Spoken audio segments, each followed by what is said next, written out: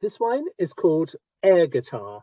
Fun name, and it's from an urban winery called Bow and Arrow. When I say urban winery, I mean a winery that's actually in Portland itself, the sort of capital, or not the capital, but the main city of Oregon.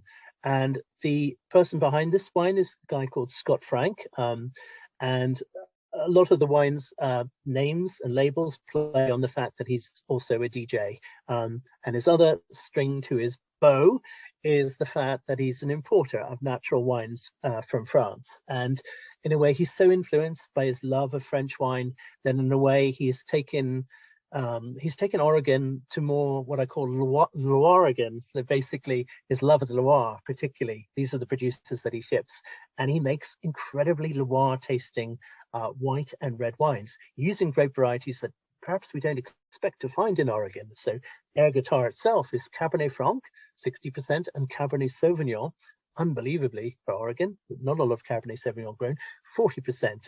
Both hail from biodynamic vineyards. One of the vineyards is called Johan Vineyard, and it's really exposed to almost Pacific influence and makes beautiful, pristine Cabernet Franc, really fresh fruit, really sort of graphite, and elegant. And the Cabernet Sauvignon is from a place called Borgo Pass. It's right towards the sort of southern part of, sort of central part of Oregon, and a really sort of like unknown vineyard. And again, is farmed beautifully and gives grapes which gives great precision to the wine itself.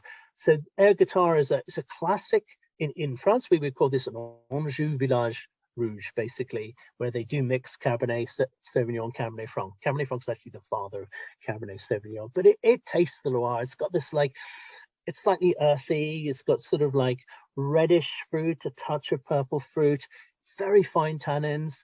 It's made without any presence of new oak, so it's like a really sort of faithful representation of what a cool climate should be. The tannins are very fine. It's incredibly Moorish and drinkable, really beautifully balanced wine from a producer that really understands actually climate very well, and is not such a fan of Pinot Noir because he feels that Oregon is much more versatile. There are 70 or 80 different grapes grown in Oregon, but one tends to think of Pinot Noir, Chardonnay, and Pinot Gris as the sort of main grapes, but proves that that Oregon can make pretty well any style of wine if the right person with the right grapes.